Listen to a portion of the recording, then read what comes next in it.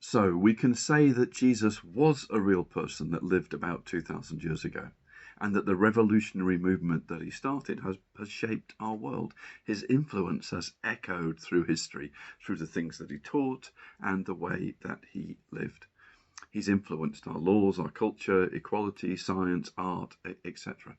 Just about everyone acknowledges that Jesus was a great moral teacher. But was he just a great teacher? As Greg Cookhold says, the important word in that sentence is just. Was he just a great teacher? It's somewhat ironic that the people who challenge the authority of the Bible as an historical text would still agree that Jesus the man was a great teacher. But the reason we all know about his teaching is that it's recorded in the Gospels, the very texts that they are disputing. They're happy to accept the significance of his teaching, but don't accept that he was God or the Messiah or the Saviour of the world. He was just, in their view, a great moral teacher. So was he? Was he just a great moral teacher? The problem with this view is that it doesn't fit with a significant part of what Jesus taught.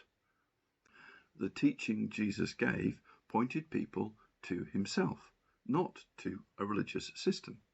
He taught things like, I am the bread of life.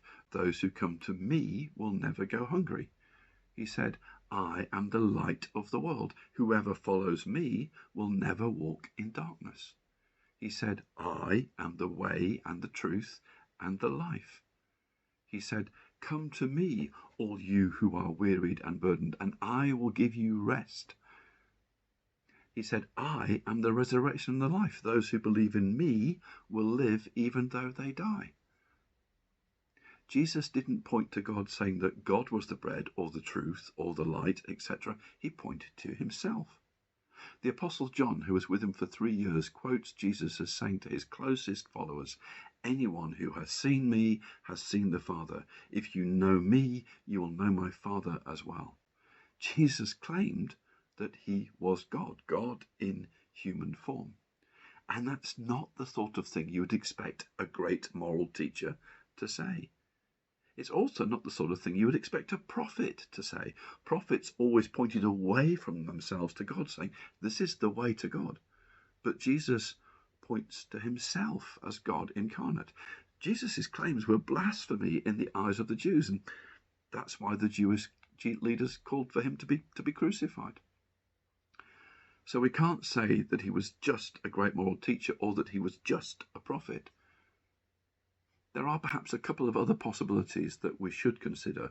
One, could it be that Jesus was deluded, that he believed he was God, but he wasn't? I mean, and we will all agree that anyone who thinks they are God has lost the plot. But if Jesus was insane, how could he also be a great moral teacher? The other possibility is that he knew he was just a man, and that he deliberately lied in claiming that he was God, perhaps looking to inspire a revolution. But then it all went wrong and he was crucified. But that doesn't fit with what he taught about non-violence and his frequent warnings against those who were seeking revolution. Also, if he was lying in that way, he wouldn't be a great moral teacher either. However unlikely those two possibilities might be, we ought to at least consider them. So either Jesus is who he claimed to be, or he was deluded, or he was a liar. And if he was either of those latter two, then he's not a great moral teacher. C.S. Lewis sums it up like this. A man who was merely a man and said the things that Jesus said wouldn't be a great moral teacher.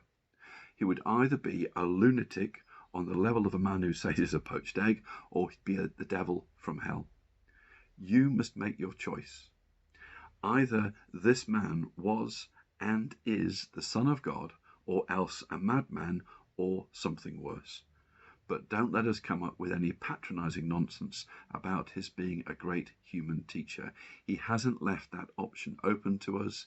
He didn't intend to. Jesus claimed that he was God, and the authorities killed him for it. Perhaps the greatest evidence in support of what he claimed is in the resurrection. So, did this really happen? We've seen the evidence that Jesus lived and then died. What's the evidence that he died and then lived? We'll look at that tomorrow. I hope you can join us.